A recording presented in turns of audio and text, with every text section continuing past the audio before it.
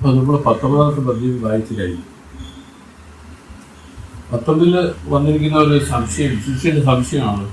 കാരണം ഈ മനസ്സ് നശിക്കുക എന്നുള്ളതാണല്ലോ ഇതിൽ ജ്ഞാനോ ഉദയം ഒന്നും ഉദ്ദേശിക്കുന്നത്.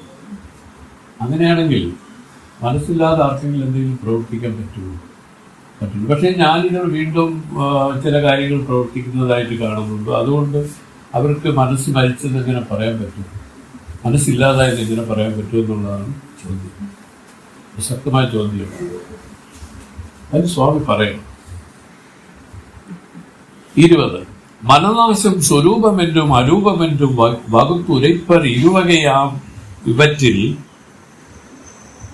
വിനവാദ ജീവൻ പുത്തരിടത്തിലെന്നും വിദേഹപുത്തരിടത്തിലെന്നും വേവും കണ്ടായി തനതാന തത്വമായി മനം ചേടിത്ത് തമസ് രജസ്സുകൾ നശിത്തൽ സ്വരൂപനാശം അനക തത്വന്താനും ഇലിംഗദേഹം അടങ്ങുമ്പോഴടങ്ങുതലേ അരൂപനാശം.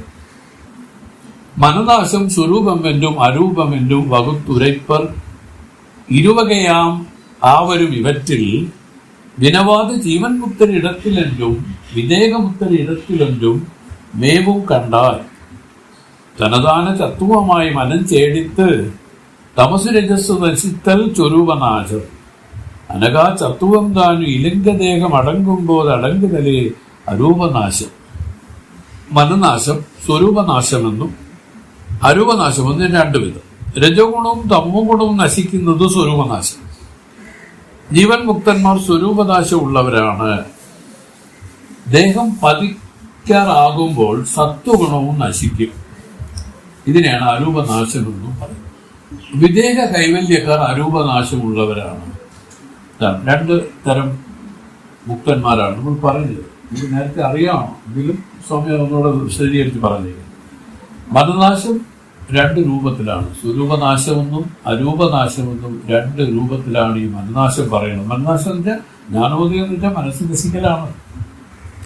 പക്ഷേ ഇവിടെ ആ സ്വരൂപനാശം ജീവൻ മുക്തരെടുത്ത് വരെയാണ്. അതെങ്ങനെയാണെന്ന് ചോദിച്ചാൽ ഇതാണ് രജോഗുണ തമോ ഗുണങ്ങളുടെ നാശം. വേറെ നമ്മൾ നേരത്തെ പറഞ്ഞു സത്വഗുണം അധികരിച്ച് നിൽക്കുമെന്ന്. ജീവൻ മുക്തരുടെ എന്തിനാണ് അവർ ശീലിക്കുന്നത്? ഈ അവിദ്യയെ നശിപ്പിക്കാൻ വേണ്ടിയിട്ട് അവര് തന്നിൽ അധ്യസ്ഥമായി വന്നിരിക്കുന്ന ഈ ലോകദേഹാദികളെ നേതി ചെയ്ത് ഔപാധികളെ നേതി ചെയ്ത് അതിന്റെ അവധിയിൽ അറിവ് സ്വരൂപമായിട്ട് നിലകൊള്ളും. അങ്ങനെ നിന്ന് സമാധി പരിശീലനം ചെയ്ത് അവരങ്ങനെ കഴിയുമ്പോൾ ഗുരുവിന്റെ അനുഗ്രഹം കൊണ്ടും പൂർവ്വജന്മ പുണ്യസുഹൃതം കൊണ്ടും എല്ലാം ഇവർക്ക് ഈ ജ്ഞാനം ഇതിൽ ഉണ്ടാവും, ജ്ഞാനം ഉണ്ടാവുന്നത്. അങ്ങനെ ആ ജ്ഞാനം ഉണ്ടാകുന്ന ആ ജ്ഞാനത്തിനെയാണ് ജീവൻ മുക്തന്മാർ. അതാണ് നമ്മളുടെ ജീവൻ മുക്തി ഉണ്ടാവുക, ജീവൻ മുക്തി അനുഭവം ഉണ്ടാവും. ഇവരില് അപ്പോൾ നശിച്ചത് ഏതാണെന്ന് ചോദിച്ചാൽ മനസ്സിന്റെ സ്വരൂപമാണ് നശിച്ചത്. മനസ്സിന്റെ സ്വരൂപനാശം നശിച്ചു. അതാണ് രജോഗുണ തമോഗുണങ്ങൾ നശിച്ചു. ഇതാണ് അവിദ്യ നശിച്ചു, ജീവൻ മുക്തന്മാരായി എന്ന് പറയണം. പക്ഷേ നമുക്കറിയാം ശരീരം പ്രാരബ്ധ വിശേഷമായിട്ടുണ്ടായതാണ്. ആ പ്രാരബ്ധം നശിക്കുന്നത് വരെയും ഈ ശരീരം ഇതിൽ ഉള്ളത് വരെയും ഇതിൽ ആ ഗുണം അവിടെ ഇല്ലാതിരുന്ന എങ്ങനെ ഈ ശരീരം നിലനിൽക്കും? അതുകൊണ്ടാണ് ആ സത്വഗുണം ഇതിൽ നിലനിൽക്കും. ഈ സത്വഗുണം കൂടെ നശിക്കുന്നതിനാണ് അരൂപനാശം എന്ന് പറയുന്നത്. ഈ അരൂപനാശം വിദേഹ മുക്തന്മാരിലുണ്ടാവും, വിദേഹ കൈവല്യക്കാരിലുണ്ടാവും. ഇങ്ങനെ പറഞ്ഞ സന്ദർഭത്തിൽ ദിഗ്നാന സ്വാമിയിൽ നിന്ന് കേട്ട ചില കാര്യങ്ങളൂടെ പറയാം. അതായത് നമ്മളെ മുൻകാലങ്ങളിൽ നമ്മൾ പറഞ്ഞ ഈ ജ്ഞാനാഭ്യാസം ചെയ്തു വരുന്ന മുക്തന്മാരെ പറ്റി പറഞ്ഞ കൂട്ടത്തിൽ 4 തരം മുക്തന്മാർ ഇതിൽ വരുമെന്ന് പറഞ്ഞു അല്ലേ? അതില് ബ്രഹ്മവിത്ത് വരൻ, ബ്രഹ്മവിത്ത് വരിയാൻ, ബ്രഹ്മവിത്ത് വരിഷ്ഠൻ, ഇങ്ങനെ 4 പദവിയാണ്. ഈ 4 പദവിയും ഒരേ മുക്തന്മാർ തന്നെയാണെങ്കിലും വ്യത്യാസം എന്താണെന്ന് സ്വാമി പറഞ്ഞു. ഇവർക്ക് ജ്ഞാനത്തിൽ ഒരു താരതമ്യമില്ല ഇവർ തമ്മിൽ. പക്ഷെ ഇവർക്ക് പ്രാരബ്ധ വിശേഷമായി വന്നിരിക്കുന്ന ആ ദുഷ്ടദുഃഖങ്ങളിൽ വ്യത്യാസമുണ്ട്. അപ്പൊ യഥാർത്ഥത്തിൽ ജീവൻ ഒരു ജ്ഞാനത്തിലേക്ക് പ്രവേശിക്കുന്ന ആള് ഒരേ രൂപത്തിലല്ല പ്രവേശിക്കുന്നത്. ചിലപ്പോൾ ജീവൻ മുക്തനായിട്ട് പറഞ്ഞില്ലേ, പിന്നെ നാലാം ഭൂമി എന്ന് പറയുന്നത് സത്വപത്തി എന്നുള്ള നാലാം ഭൂമി. അപ്പൊ ഈ നാലാം ഭൂമിയിൽ വന്ന് ജീവൻ മുക്തനായിട്ട് ഇരിക്കാം. അല്ലെങ്കിൽ പറഞ്ഞ അതിൽ തന്നെ ബ്രഹ്മവിത്ത് വരൻ, ബ്രഹ്മവിത്ത് വരിയ, ബ്രഹ്മവിത്ത് വരിഷ്ഠൻ. ഇതിൽ ബ്രഹ്മവിത്ത് വരിഷ്ഠനൊക്കെ ഭയങ്കര, അവർക്ക് പ്രാരബ്ധം ഇല്ല. അതുകൊണ്ട് തന്നെ അവർക്ക് ദേഹം അപ്പോൾ തന്നെ ഇല്ല, ഉണ്ടെങ്കിലും ഇല്ല. അവരെ പറ്റി പറഞ്ഞ അവസരത്തിൽ ഒരു കാര്യം പറഞ്ഞു, അവർക്ക് അവരുടെ ആഹാരം വികാരാദികളെ നമുക്കറിയാൻ സാധിക്കുന്നില്ല. അവര് എങ്ങനെയാണ് അവർ ഈ ശരീരം ഉണ്ടോ എന്ന് ചോദിച്ചാൽ ഉണ്ടെന്ന് തീർത്ത് പറയാൻ ഒക്കില്ല, ഇല്ലെന്ന് ചോദിച്ചാൽ പറയാൻ ഒക്കില്ല. ഇപ്പൊ ബാബാസ്വാമിക്ക് ഒരു ടൈപ്പാണ്, ഈ തരത്തിലുള്ള ഒരു എക്സാമ്പിളാണത്. നമ്മൾ മനസ്സിലാക്കുക, ഇതിൽ ഈ ജ്ഞാനം ഇതിൽ ഉൽപ്പന്നമായി കഴിഞ്ഞാൽ ആ വിദേഹമുക്തി വരെയും, അതായത് ശരീരം ഇരിക്കുന്നത് വരെയും ഇവര് പല രൂപത്തിൽ കാണും. അതില് പറഞ്ഞു ബ്രഹ്മവിത്ത് വരൻ ആഹാരം വിശക്കുമ്പോൾ അവര് സമാധിയിൽ നിന്ന് ഉദ്ധിതരാവും. ബ്രഹ്മവിത്ത് വരൻ സമാധിയിൽ ഇരുന്നാലും വിശക്കുമ്പം അവര് സമാധിയിൽ ഉദ്ധിതനാവും. ഉദ്ധിതനായിട്ട് അവര് ചെയ്യുന്ന എന്താണ്? കൈനീട്ടി നടക്കും. ആരെങ്കിലും വല്ല എന്തെങ്കിലും കൊടുത്താൽ അത് വാങ്ങിച്ച് അതിൽ പാരപക്ഷമില്ലാതെ തന്നെ ഭക്ഷിച്ചു കളയും. അതിൽ ഈ പറഞ്ഞ കണക്ക് അയ്യോ ഇത് ഞാൻ കഴിക്കില്ല, ഇത് ഇന്നലത്തതാണ്, ഇത് എനിക്ക് ഇപ്പോഴത്തെ ചൂട് സാധനമേ, അങ്ങനെയൊന്നുമില്ല. എന്ത് കിട്ടിയാലും കയ്യിൽ വരുന്നത് കൊണ്ട് ഞങ്ങൾ കഴിക്കുക, ആ രൂപത്തിൽ എന്നിട്ട് അവർ കൈ കിട്ടുന്നത് ഞങ്ങൾ ഭക്ഷിക്കും. ഇത്രേ ഉള്ളൂ, വേറെ ഒന്നുമില്ല.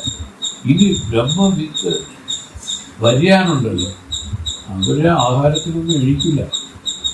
അവരെ സംബന്ധിച്ച് ആരെങ്കിലും കുത്തിയിളക്കി കൊടുത്താൽ ആഹാരത്തിന് അവർക്ക് താല്പര്യമില്ല. അങ്ങനെ വരുമ്പോഴാണ് പ്രശ്നം വരുന്നത്. അപ്പൊ അവര് അങ്ങനെ വന്നാൽ എന്ത് സംഭവിക്കും? ശരീരം വീണുപോകും അല്ലേ? ശരീരത്തിന് ആവശ്യമുള്ള കാര്യങ്ങളില്ലെങ്കിൽ ശരീരം വീണുപോകും. പക്ഷെ ശരീരം വീണു പോവാതിരിക്കും, അതൊന്നും അതിനെപ്പറ്റിയൊന്നും അവർക്ക് യാതൊരുവിധ വിചാരങ്ങളും ഇല്ല. അങ്ങനെ നടക്കുന്ന ഒരു കൂട്ടർ, അതാണ് ബ്രഹ്മവിത്ത് വരിയാന്മാരാണ്. ഈ വർഷനെ പറ്റി പറഞ്ഞാൽ അവർക്ക് ശരീരം ഉണ്ടെന്ന് പോലും അറിയാം. അവരെ പറ്റി ഒന്നും പറയാനേ സാധ്യമല്ല. അവർ ഇപ്പോൾ കാണുന്നുമ്പേ തന്നെ അവിടെ കൊച്ചിയിൽ കാണും, അത് കഴിഞ്ഞ് ഗോകർണത്തിൽ കാണും. ഇങ്ങനെ അവരെ സംബന്ധിച്ച് അവരുടെ സങ്കല്പ മാത്രത്തിൽ എവിടെയും അവർ യഥേഷ്ടം സഞ്ചരിക്കുന്ന രൂപത്തിലാണ് അവർ ഇരിക്കുന്നത്. അവർക്ക് ആഹാരത്തെ പറ്റിയൊന്നും ഇതിലൊന്നും പറഞ്ഞിട്ടുമില്ല. ഇങ്ങനെ അപ്പം നമ്മൾ നോക്കണം, ഈ രൂപത്തിലാണ് ഈ ജ്ഞാനം ഇതിൽ വന്നാലും ഉള്ള അനുഭവം. അങ്ങനെയാണെങ്കിൽ ഇതുമായിട്ട് നോക്കിയാണ് ഈ മനനാശം, ഈ തമോഗുണ രജോഗുണങ്ങളും നീങ്ങുന്നതിനെയാണ് നമ്മൾ പറയുന്നത് പിന്നെ അവിദ്യാനാശം സംഭവിച്ചു. വേറെ വിധത്തിൽ പറഞ്ഞാൽ അവര് ഈ സാക്ഷാത്കാര ജ്ഞാനം അവർ കൈവരിച്ചു എന്ന് പറയാം. ഇനി ചിലരുണ്ടല്ലോ, നേരത്തെ പറഞ്ഞ ആ ബ്രഹ്മവിത്ത് വരിഷ്ഠനെ സംബന്ധിച്ച് അവർ വിദേഹമുക്തരാണ്. അവരെ സംബന്ധിച്ച് ശരീരം അവർക്ക് ഇല്ല. അവർ ഇരിക്കുമ്പോൾ തന്നെ അവർക്ക് ശരീരമില്ല. ആ പ്രാരബ്ധം ഇരിക്കുമ്പോൾ തന്നെ അവർക്ക് ശരീരമില്ലാതെ പോയി. ആ രൂപത്തിൽ അരൂപനാശം സംഭവിച്ചിരിക്കുന്നവരാണ് അവരെല്ലാം.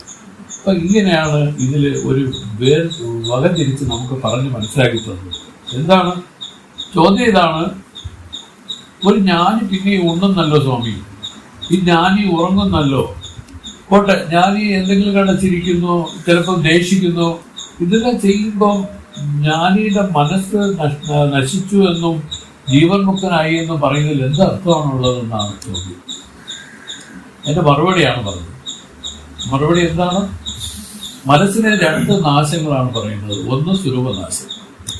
സ്വരൂപനാശം എന്ന് പറയുന്നതാണ് അവിദ്യ ഉടൽ നശിക്കുന്നതിനെയാണ് സ്വരൂപനാശം എന്ന് പറയുന്നത്.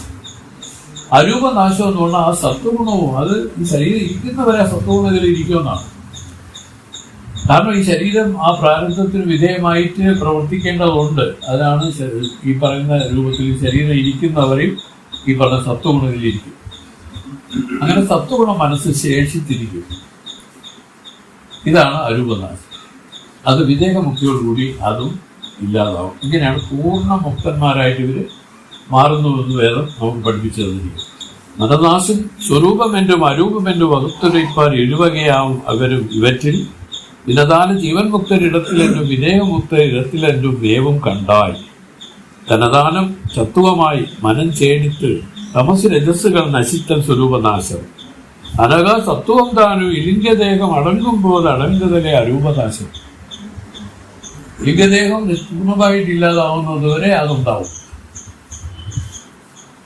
ലിംഗദേഹം ഇതിൽ അടങ്ങുന്നതിനെ പറ്റി നമുക്ക് പറഞ്ഞു തന്നു. എങ്ങനെയാണ് ലിംഗദേഹം പറഞ്ഞില്ലേ? സ്ഥൂല സൂക്ഷ്മ കാരണ ദേഹങ്ങളാണ് അല്ലെ? 3 ദേഹത്തിന്റെ പരിപൂർണ നാശത്തെയാണ് നമ്മൾ പറയുന്ന വിദേഹമുക്തി എന്ന് പറയുന്നത്. ഇതില് നമുക്കറിയാം, ജ്ഞാനോദയത്തില് ഈ സഞ്ചിത കർമ്മം എരിഞ്ഞുപോയി. അതാണ് കാരണ ശരീരം എരിഞ്ഞുപോയി. ഇതിനാണ് അവിദ്യ നാശം എന്ന് പറയുന്നത്. അത് കഴിഞ്ഞിട്ട് പ്രാരബ്ധം അവശേഷിക്കുന്നത് വരെ ഈ സ്ഥൂലദേഹം നിൽക്കും. ആ പ്രാരബ്ധ അവശേഷം ഈ സ്ഥൂലദേഹവും നമ്മൾ തീയിൽ വെച്ച് എരിച്ചു കളയും. ഇനി ഇടയ്ക്കൊരു സാധനമില്ല, ഇതാണ് ലിംഗദേഹം. ഇവരാണ് വരണയെ പോവുകയൊക്കെ ചെയ്തുകൊണ്ടിരിക്കുന്നത്. ഇത് ഇവിടെ നിന്ന് മരിച്ച ആളിൻ്റെ ഒരിൽ നിന്ന് ആ ലിംഗദേഹം പുറത്തോട്ട് പോയി വേറെ ശരീരം സ്വീകരിച്ച് ഇതിങ്ങനെ ഇരിക്കും. ഈ പ്രക്രിയ ഇങ്ങനെ തുടർന്നുകൊണ്ടിരിക്കുകയാണ് വിരാമം. ഈ ലിംഗദേഹത്തിന്റെ സ്ഥിതി എന്താണെന്നാണ് ഇവിടെ പറഞ്ഞത്. ഇവിടെ ഈ ലിംഗദേഹം ഈ സ്വരൂപത്തിൽ തന്നെ ചേർന്ന് പോകും. അതിനോട് തന്നെ ചേർന്ന് ഇല്ലാതായി. ഇത് പരിപൂർണമായിട്ട് ഇനി വിത്തില്ല.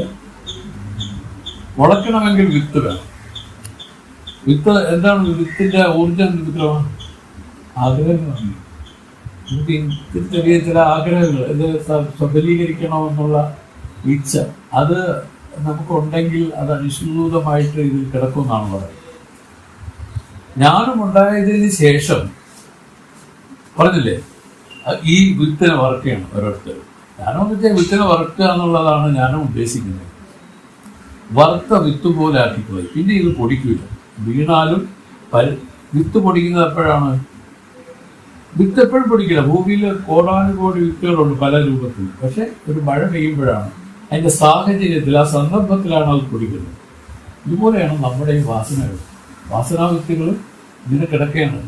നമ്മൾ വിചാരിക്കും നമുക്കൊരു കുഴപ്പമില്ല എന്ന്. സാഹചര്യങ്ങൾ വരട്ടെ, അപ്പോഴത് വികസിക്കുന്നത് കാണാം. ഇപ്പൊ സാഹചര്യങ്ങൾക്ക് അതിനെ വെളിപ്പെടുത്താനുള്ള സാമർഥ്യമുള്ളൂ. ഈശ്വരൻ എന്താണ് ചെയ്തിരിക്കുന്നത്? അദ്ദേഹത്തിന്റെ മായ ഈ സാഹചര്യങ്ങൾ ഉണ്ടാക്കി നിർത്തിയിരിക്കുകയാണ്. കാരണം ഇവന്റെ ഉള്ളിലുള്ള ആ വാസനാ വിത്തുകളെ എല്ലാം വെളിയിലേക്ക് കൊണ്ടുവന്നിട്ട് ഇല്ലായ്മ ചെയ്യാനുള്ള വിവേകത്തെ ഉപദേശിച്ചു കൊടുത്തിരിക്കുക. അല്ലെങ്കിൽ ഒരിക്കലും സാധ്യതയില്ലാത്ത കാര്യമാണ്. ഇതാണ് നമുക്ക് മനസ്സിലാക്കാൻ സാധിച്ചത് ഇതിൽ നിന്ന്. ഇപ്പൊ 2 തരം നാശമാണ്: സ്വരൂപനാശം, അരൂപനാശം. സത്വഗുണ മനസ്സ് നശിക്കുന്ന എപ്പോഴെന്ന് വെച്ചാൽ വിവേകമുക്തിയാണ് നശിക്കുന്നത്. രജോഗുണ തമോഗുണങ്ങളുടെ നാശത്തെയാണ് നമ്മൾ പറയുന്നത് ജീവൻ മുക്തന്മാർ എന്ന് പറയുന്നത്. മതി എന്നാണ് പറയുന്നത്. ജീവൻ മുക്തൻ, വിദേഹമുക്തൻ തന്നെ, ഒരു വ്യത്യാസമില്ല.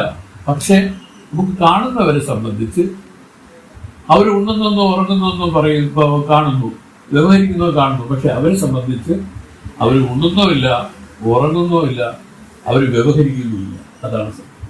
ആ സത്യം അവർക്ക് അവരുടെ അന്തരംഗത്തിലുള്ള അവരുടെ അറിവാണ്. ഇത് മനസ്സിലായിക്കൊണ്ട് നമ്മളൊരു ജ്ഞാനിയെ പറ്റി പറയുമ്പോൾ, അങ്ങനെ ഇങ്ങനെ ചെയ്തു, അങ്ങനെ ചെയ്തു എന്നൊക്കെ പറയുമ്പോൾ വാസ്തവത്തിൽ അത് നമ്മുടെ ബാലിശമായ നമ്മുടെ വീക്ഷണമാണ്, നമ്മുടെ വാസനയാണത്. അവരൊന്നും ചെയ്യുന്നില്ല എന്നുള്ളതാണ് സത്യം. അതിൽ കൈവലത്തിലൊരു പദ്യം പറഞ്ഞ എങ്ങനെയാണ്: വ്യവഹാര വേളയെല്ലാം സമാധി എന്പാർ. അവരെ സംബന്ധിച്ച് എല്ലാ വ്യവഹാരങ്ങളും അവർക്ക് സമാധിയാണ്. വ്യവഹാരം എന്ന് പറഞ്ഞാൽ സമാധി ഉണ്ടാക്കുന്ന കാര്യമായിട്ടാണ് അവർക്ക് മാറിപ്പോയി. അവാത്മന സഹോദരമാണ്. പറഞ്ഞു മനസ്സിലാക്കാനൊന്നും പറ്റില്ല. ഇത് അനുഭവിച്ചറിയേണ്ട രഹസ്യങ്ങളായിട്ടിരിക്കുന്നു എന്ന് നമുക്ക് മനസ്സിലാക്കാം. 21ാമത്തെ പദ്യം പറയണം: ചുത്തമം ചത്തുവമേ ഉണ്മയാകും തുകൾ ഇരുൾ പോനാൽ മനമനും ചൊല്ലും പോ വർത്തമാനത്തിൽ വந்த ഉണർവേ ഉൺപാർ വരുവതും പോവതും നിனைந்து മകിഴാർ വാടാർ കരുത്തരാം അകന്തയെ വിട്ട അകർത്തരാകി കരണവൃത്തികൾ അവത്തെ കാൺപാരാകി മുത്തരായിരിക്കലും ആ ഭുജിപ്പും കൂടും മുട്ടിലെ എന്തറിഞ്ഞ് ചങ്കയെ മോശിപ്പായേ. സ്വാമി ഈ സ്വരൂപനാശം അരൂപനാശം എന്ന് പറഞ്ഞ് അതിനൊരു മറുപടി കൊടുത്തതിന് ശേഷം വീണ്ടും ഒരു ചില സംശയങ്ങളിലൂടെ ഈ ശിഷ്യയിൽ അവശേഷിക്കുന്ന അദ്ദേഹം തന്നെ മുൻകൂട്ടി കണ്ടിട്ട് പറയണം. സുത്തമാം ചത്തുവമേ ഉണ്മയാകൂ,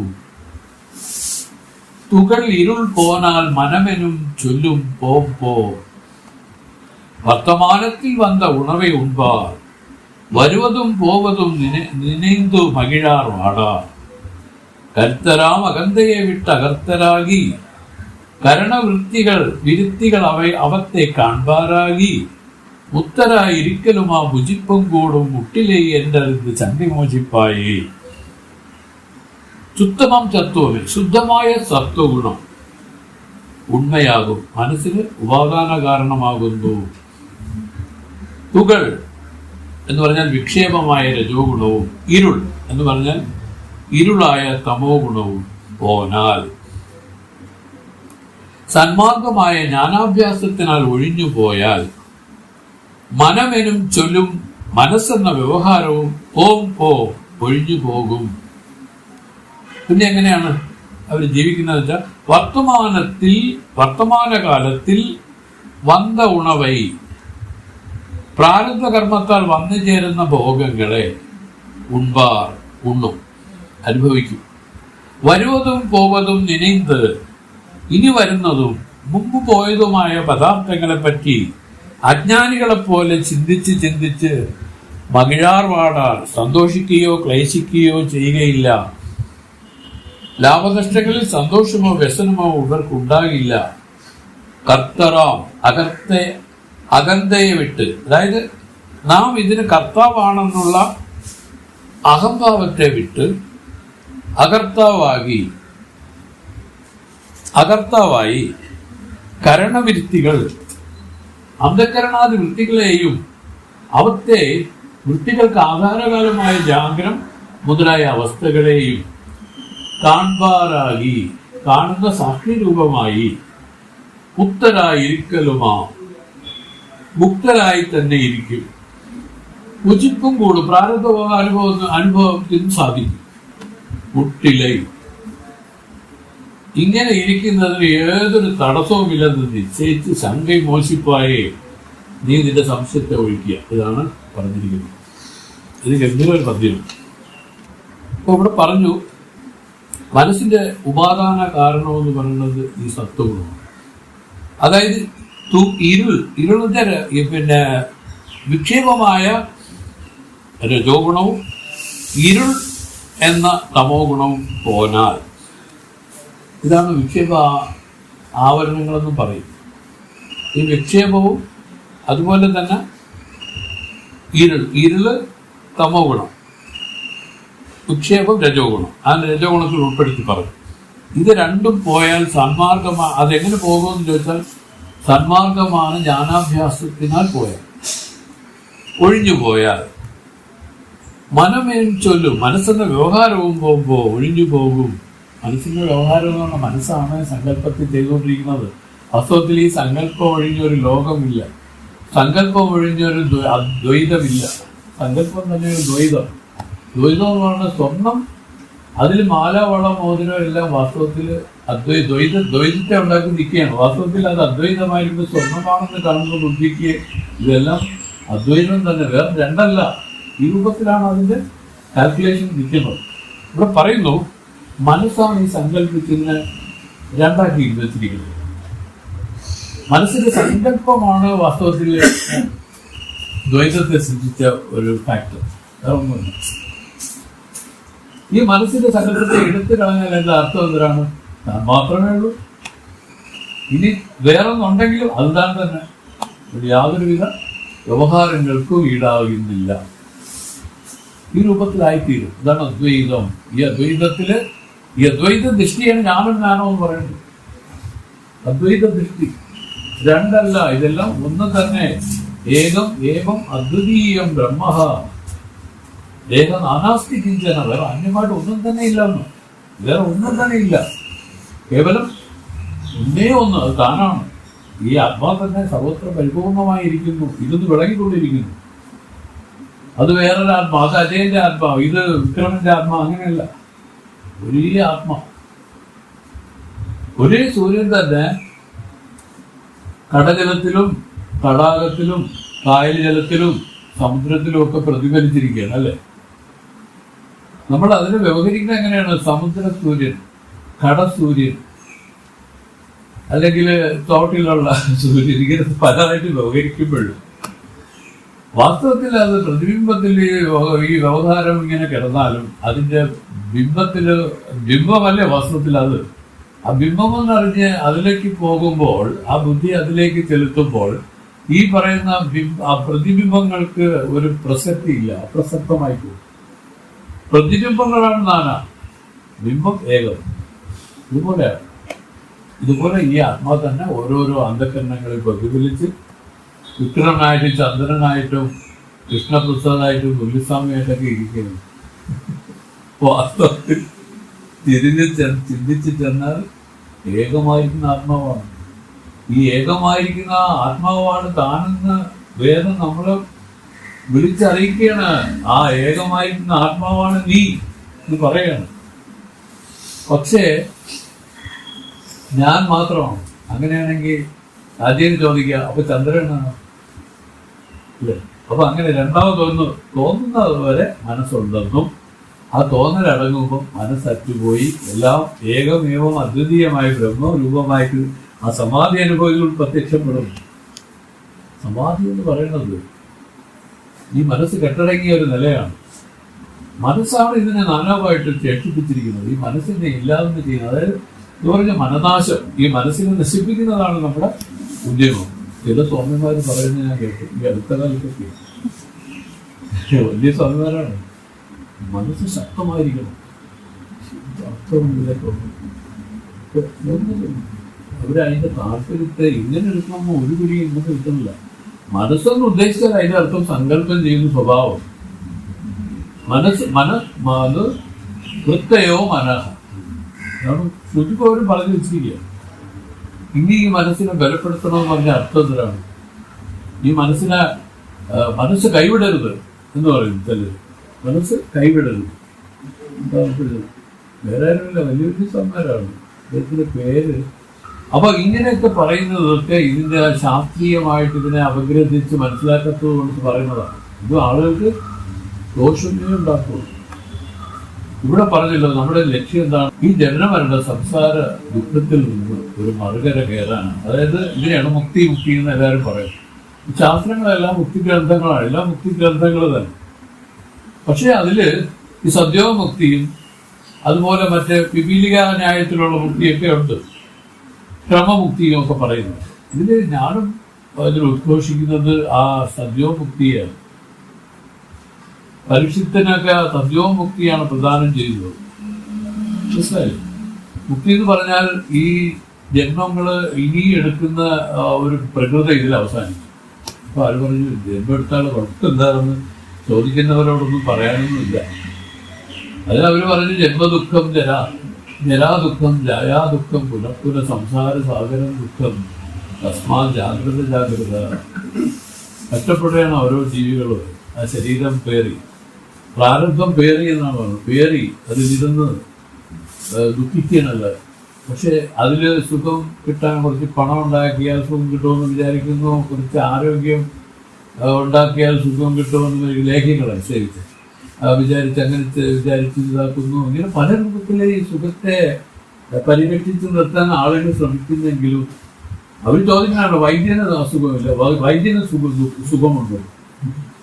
അതേപോലെ ഇതിനെ പറ്റി വലിയ അറിഞ്ഞ ആളുകൾക്ക് സുഖമുണ്ട്, ആർക്കും സുഖമല്ല. കാരണം തന്നെ പറ്റി അറിയാതിരിക്കുന്നിടത്തോളം, ഈ അജ്ഞാനത്തിൽ ഇരിക്കുന്നിടത്തോളം എന്ത് തന്നെ മേന്മയുണ്ടായാലും അവർ ദുഃഖികൾ തന്നെ, ഒരു സംശയമില്ല. ഇതില് കൈകണ്ട ഔഷധം എന്ന് പറയുന്നത് തന്നെ അറിഞ്ഞ്, ആ പരമാത്മാവായിരിക്കുന്ന തന്നെ അറിഞ്ഞ് മുക്തനാകുക എന്നുള്ളതാണ്. ഇതാണ് ഇതിലെ യഥാർത്ഥത്തില് ഈ ദുഃഖ നിവൃത്തിക്ക് ഒരേ ഒരു ഉപായം. അത് ജ്ഞാനമാണ്. അത് വേദം നിർദ്ദേശിച്ചു. ആ ജ്ഞാനത്തിൽ കൂടെ മാത്രമേ ഈ മുക്തി ഇതിൽ കൈവരൂ. വേറെ ഒരു ഉപായവും ഇതിലില്ല എന്ന് അസന്നിഗ്ധമായി അവർ പറയും. ഇങ്ങനെയാണ്. അപ്പൊ അങ്ങനെയൊക്കെ നോക്കുമ്പോൾ അവർ പറയുന്നു ഈ മനസ്സാണ് ഈ ലോകങ്ങളായിട്ട് ഇതിനെല്ലാം സങ്കല്പിച്ച് ഇങ്ങനെ വെച്ചിരിക്കുന്നത്. എന്തുകൊണ്ട് സുഷുപ്തി ലോകമില്ല? സങ്കല്പം ചെയ്യുന്ന മനസ്സ് ലയിച്ചു പോയി. പക്ഷെ ലയിച്ചു പോയത് കൊണ്ട് ആ മനസ്സ് അവിടെ ലോകമില്ലായിരുന്നെങ്കിലും തിരിച്ചത് വീണ്ടും പഴയ രൂപത്തിൽ പ്രത്യക്ഷപ്പെടുന്നു അല്ലേ? എത്രയോ സുഷുപ്തി കഴിഞ്ഞു. ആരുടെയെങ്കിലും ഒരു പൊടി അജ്ഞാനം നശിച്ചിട്ടുണ്ട്. അതുകൊണ്ടാണ് പറയുന്നത് സുഷുപ്തി കൊണ്ട് ഒരു പ്രയോജനവും ഇല്ല. പക്ഷെ പ്രയോജനം ഇല്ലെന്ന് പറയണ്ട, അത് ശാരീരികമായിട്ടുള്ള ചില ഇതിനൊക്കെ കൊള്ളാമായി ഇരിക്കട്ടെ. അത് പറയുന്നു ഈ സുഷുപ്തിയെ ജാഗ്രതത്തിൽ സൃഷ്ടിക്കണം. ജാഗ്രതത്തിൽ ഈ സുഷുപ്തി സൃഷ്ടിക്കണം. അതെങ്ങനെ പറ്റും? അതിന് നമ്മുടെ കയ്യിൽ ഉപായമില്ല. വേദം നിർദ്ദേശിക്കുന്നു. ഇതെല്ലാം വിദ്യയാണ്, കഥയില്ലാത്ത കാര്യങ്ങളാണ്. ഇതിനെ വെച്ചുകൊണ്ടാണല്ലോ നിന്റെ മനസ്സെന്ന് പറഞ്ഞൊരു സാധനം നിന്നിൽ ഇങ്ങനെ ബലമായിട്ട് ഇരിക്കുന്നത്. അതിനെ ഇല്ലാതാക്കാനുള്ള വിദ്യ അവർ പറഞ്ഞ മനസ്സിനെ എല്ലാം നശിപ്പിക്കുന്നത്. ഇതിന്റെ വിവേകത്തെ ഉണർത്തി കൊടുത്തു. ഇങ്ങനെയാണ് കാര്യങ്ങൾ, ഇങ്ങനെയാണ് കാര്യങ്ങൾ. ഓ അങ്ങനെയാണോ എന്ന് പറയുമ്പോൾ മനസ്സെന്ന് പറയുന്നത് ഇവിടെ നിൽക്കേണ്ട ഒരു ആവശ്യമില്ല. ഇല്ലാതായിട്ട് ഇങ്ങനെ ഇല്ലാതായി അസമാധി ഇതിൽ പ്രത്യക്ഷപ്പെട്ട് തുടങ്ങിയാൽ അവർ പറയുന്നു അവൻ ജീവൻ മുക്തനായി കഴിഞ്ഞു. അവരുടെ പ്രാരംഭിക വിശേഷം കൊണ്ട് ചിലർ നടക്കും, ചിലരെവിടെയെങ്കിലും ഇരിക്കും, ചിലർ ചിലപ്പോൾ പിന്നെ കണി കാണാതെ അവിടെ ഇവിടെയൊക്കെ പോവും. ഇങ്ങനെ പല രൂപത്തിലായിത്തീരും പലരും. പക്ഷെ അതൊക്കെ അവരുടെ പ്രാരംഭ വിശേഷമാണെന്ന് മനസ്സിലാക്കി. ഞാനും അവരിൽ ഭരിച്ചു കഴിഞ്ഞു. ജ്ഞാനം എന്ന് എന്താണ്? അദ്വൈത ദൃഷ്ടി ഉണ്ടായി കഴിഞ്ഞു. അപ്പോൾ വേറൊരു സമഭാവന എന്നൊക്കെ പറഞ്ഞു, അതൊക്കെ വെറുതെ ഒരു പ്രാക്ടീസിന് നിൽക്കുമ്പോൾ പറയണതാണ്. അങ്ങനെ സമഭാവനയൊന്നും ഉണ്ടാക്കാൻ പറ്റില്ല. ഈ അദ്വൈത ദൃഷ്ടി സമാധി അനുഭവത്തിന്റെ ഉണർവിൽ ഇയാൾക്കുണ്ടാവും. എല്ലാം ഒന്നായിട്ട് കാണുന്ന ഒരു സ്വഭാവം. വേറെ പറ്റി പറഞ്ഞാൽ ഒന്നിലും വ്യവഹാരം ഉണ്ടാവാത്ത ഒരു നില. എല്ലാം കാണുന്നുണ്ട്. അതിന് സ്വാമി പറഞ്ഞ ഉദാഹരണം ഇതാണ്. മരുഭൂമിയിൽ ജലം കാണുന്നുണ്ടല്ലോ. അത് മരുഭൂമിയിൽ ജലം ഇല്ലെന്നറിഞ്ഞവനും ആ പ്രതീതി അതിൽ നിലനിൽക്കുന്നു. ജലം പിന്നെ അറിയാത്തവനും പ്രതീതി അങ്ങനെ തന്നെ നിലനിൽക്കും. പക്ഷേ ഇവർ രണ്ടു കൂട്ടർക്കും വ്യവഹാരത്തെ ചിന്തിക്കുമ്പോൾ മരുഭൂമിയിൽ ജലം ഇല്ലെന്നറിഞ്ഞ ആള് മരുഭൂമിയിൽ നടന്ന് ജലം കുടിച്ച് ദാഹം തീർക്കണമെന്നുള്ള വ്യവഹാരം അവർക്കില്ല. എന്നാൽ ജലം അവിടെ ഇല്ലെന്നറിയാത്ത ഒരാളെ സംബന്ധിച്ച് അയാൾ അതിലോട്ട് പുറപ്പെട്ടു പോയി ആ മരുഭൂമിയുടെ മരുഭൂമിയിൽ പ്രവേശിച്ച് മരിച്ചുപോയി. ഇങ്ങനെ രണ്ട് രൂപമാണ്. മറ്റയാളെ പ്രതീതി ഉണ്ടെങ്കിലും അയാൾക്കതിൽ പ്രവൃത്തിയില്ല. അയാൾക്ക് ഈ പറഞ്ഞ മനസ്സതിൽ പ്രവർത്തിക്കുന്നില്ല. കാരണം എന്താണ്? വിവേകം കൊണ്ട് അത് തടയപ്പെട്ടു. ആ ഒരു വ്യവഹാരം വിവേകം കൊണ്ട് തടയപ്പെട്ടു പോയി. നമ്മൾ ചെയ്യാറുള്ള ഈ ലോകവസ്തുക്കളിലെല്ലാം ഇരിക്കുന്ന സത്യബുദ്ധിയെ നിരാകരിക്കാനാണ് വേദം നമുക്ക് പഠിപ്പിച്ചത്. ഇത് ആദ്യം പറഞ്ഞു ഇത് കേവലം മായാജന്യമാണെന്ന് പറഞ്ഞു. മായാജന്യത്തെ ഇല്ലാത്തതാണ്. ഇല്ലാത്ത കാര്യങ്ങളിൽ എന്തിനാണ് നീ ആസക്തി വെക്കുന്നത്? വാസ്തവത്തിലുണ്ടോ? അതിനെ നോക്കി ചെന്നാൽ അതില്ലെന്ന്, അത് വിദ്യയാണെന്നുള്ള കാര്യം നമുക്ക് ബോധ്യപ്പെടും. ഇതിൽ സുഖമില്ല, ഇതിൽ ചൈതന്യമില്ല, ഇതിൽ ആനന്ദവുമില്ല. ഇതിനവർ പറഞ്ഞു അനന്ത ജഡ ദുഃഖരൂപമായാണ് ഈ ലോകം ഇരിക്കുന്നത്, ഈ ജഗത്തിരിക്കുന്നത്. നീയാണെങ്കിലോ സച്ചിദാനന്ദ സ്വരൂപനായിട്ട് നീ ഇരിക്കുന്നു. ഇപ്പൊ എന്താണ് ഒരു വിപരീത അധ്യാസം ഇതിൽ സംഭവിച്ചതെന്ന് വേറെ നമുക്ക് പറഞ്ഞിരുന്നു. തന്റെ സച്ചിദാനന്ദത്തെ ജഗത്തിന് കൊടുത്തു. ജഗത്തിന്റെ അനന്ത ജഡ ദുഃഖത്തെ താനും വഹിച്ചുകൊണ്ട് ഇങ്ങനെ നിൽക്കുന്ന ഒരു പരസ്പര അധ്യാസ രൂപമായി നിൽക്കുന്നതിനെയാണ് നമ്മൾ പറയേണ്ടത് അജ്ഞാനമായിട്ട്. വാസ്തവത്തിൽ സച്ചിദാനന്ദ രൂപമായിട്ട് ജഗത്തിനെ കാണുന്നത് എന്തുകൊണ്ടാണ് സുരേഷ്? താൻ സച്ചിദാനന്ദ രൂപനാണ്. തന്റെ സച്ചിദാനന്ദ രൂപം അതിന് കടം കൊടുത്തിരിക്കണം. അത് കടമെടുത്തിരിക്കുകയാണ്. ബോറോഡ് എക്സിസ്റ്റൻസ് എന്ന് പറയാം. അത് കടമെടുത്താണ് വിളങ്ങിക്കൊണ്ടിരിക്കുന്നത്. അതുകൊണ്ട് തന്നെ വിട്ട് അതിന് നിൽക്കാൻ പറ്റില്ല. താനില്ലെങ്കിൽ അതിന് നിലനിൽപ്പില്ല. വാസ്തവത്തിൽ അതിൻ്റെ നിലനിൽപ്പും അതിൻ്റെ ചൈതന്യവും അതിൻ്റെ ആനന്ദവും എല്ലാം താൻ തന്നെയാണ്. ഇതാണ് നമുക്ക് വേദം പറഞ്ഞു തന്നത്. അത് അതിൻ്റെതല്ല, അതിൻ്റെതാണെന്ന് തെറ്റിദ്ധരിക്കപ്പെട്ടറിഞ്ഞ് അതിനെ കിട്ടണമെന്നോ മറ്റുമൊക്കെയുള്ള രൂപത്തിൽ പ്രവർത്തിക്കുന്നതാണ് ഇവിടെ നമുക്ക് ജന്മാന്തരങ്ങളായിട്ട് ഇതിലേക്ക് ഇങ്ങനെ പ്രവൃത്തി ഉണ്ടാവില്ല. മറിച്ച് അത് മായാകാര്യങ്ങളാണ്. മായയെപ്പറ്റി എന്താണ് വേദം പറഞ്ഞിരിക്കുന്ന സുരേഷ്? അഘടിത ഘടനാ പഠീസി ഇതിമായ. അഘടിത ഘടനാ പഠീസി എന്നതിന്റെ അർത്ഥം ഘടിക്കാൻ സാധിക്കാത്ത പദാർത്ഥങ്ങളെ തമ്മിൽ ഘടിപ്പിച്ചു നിർത്തിയിരിക്കുകയാണ്. തീക്കും വെള്ളത്തിനും ഘടിക്കാൻ പറ്റുമോ? പറ്റില്ല. ഇരുട്ടിനും വെളിച്ചത്തിനും ഘടിക്കാൻ പറ്റുമോ? പറ്റില്ല. പക്ഷെ ഘടിപ്പിച്ച് നിർത്തിയിരിക്കുന്നു. അത് വാസ്തവത്തിൽ അതിനെ ചിന്തിച്ച് ചെന്നാൽ അവർ പറയുന്നു, വിവേകമുള്ളവരെ സംബന്ധിച്ച് ഇത് ഘടിച്ചിട്ടില്ല, ഇത് തങ്ങളിൽ ബന്ധപ്പെട്ടിട്ടില്ല. വിവേകം ഇല്ലാത്തവർക്കാണ് ഇത് ഘടിച്ചതുപോലെ തോന്നുന്നതാണ്. വാസ്തവത്തിൽ ഇതിനെ ആരാധിച്ച് ചെന്നാൽ ഒരു ബന്ധവുമില്ല. ഈ ശരീരമായിട്ട് ഈ ആത്മാവിന് എന്തെങ്കിലും ബന്ധമുണ്ടോ? മനസ്സുമായിട്ട് എന്തെങ്കിലും ബന്ധമുണ്ടോ? ഒരു ബന്ധവുമില്ല. വാസ്തവത്തിൽ ഇതിനെ തിരഞ്ഞ് കണ്ടുപിടിച്ച് കഴിഞ്ഞാൽ അവൻ മുക്തനാണെന്നുള്ളത് അവന് ദൃഢമായി അറിയാൻ സാധിക്കും. ഇങ്ങനെ ദൃഢമായി അറിഞ്ഞ് ഇരിക്കുന്ന ഒരു നില തന്നെയാണ് അവന്റെ യഥാർത്ഥ പ്രകൃതം. ഇതിനെയാണ് ജാഗ്രത, സ്വപ്നം, സുഷുപ്തി എന്നുള്ള 3 അവസ്ഥകൾ നമുക്ക് ഈശ്വരൻ തന്നിരിക്കുകയാണ്. ഇതിൽ ഈ 3 അവസ്ഥകൾ വെച്ചുകൊണ്ട് ഈ 3 അവസ്ഥയും ഈ മായാജന്യമാണെന്ന് അറിയണം. ജാഗ്രത സത്യമെന്നോ സ്വപ്നം വിദ്യയെന്നോ അല്ല പറഞ്ഞത്. ജാഗ്രതയും സ്വപ്നത്തും സുഷുപ്തിയും ഒരുപോലെ വിദ്യയാണ്, ഇല്ലാത്തതാണ്. ഇത് എന്നിട്ട് അത് വിദ്യ ആണെങ്കിൽ അജയ, അതിൽ ഉൽപ്പന്നമാകുന്ന കാര്യങ്ങളും സംഭവങ്ങളും അത് സത്യമാകുന്നു. സ്വാമിയോടെ പറയും, അപ്പം കോർത്തു വെച്ച കമ്പിനെ എലി കൊണ്ടുപോയാൽ പിന്നെ അപ്പത്തിനെ പറ്റി എന്തെങ്കിലും പറയാനുണ്ട്? എന്തിനാണ് അതിന്റെ അലങ്കാരത്തിന്റെ പേര്? അർത്ഥാപത്തി. അർത്ഥാപത്തിയിൽ പറയും. എന്നാൽ അപ്പം കോർത്തു വെച്ച കമ്പിനെ എലി കൊണ്ടുപോയതിന് ശേഷം അപ്പത്തിനെ പറ്റി പറയേണ്ട കാര്യമുണ്ടോ? ഇതുപോലെ വാസ്തവത്തിൽ ഈ ജാഗ്രത സുഷുപ്തിയുള്ള 3 അവസ്ഥകളും വിദ്യയാണെങ്കിൽ ഈ ജാഗ്രത കാര്യങ്ങളിൽ ഇരിക്കുന്ന ഈ അനുഭവവും ഈ കാര്യങ്ങളും സത്യമാണോ? സത്യമല്ല. ഇതിനെയാണ് ധരിപ്പിക്കുന്നത്. ഇതിനെ അറിയണമെങ്കിൽ സമാധി അനുഭവം പറഞ്ഞാലല്ല ഒരാൾക്ക് അറിയാൻ സാധിക്കില്ല.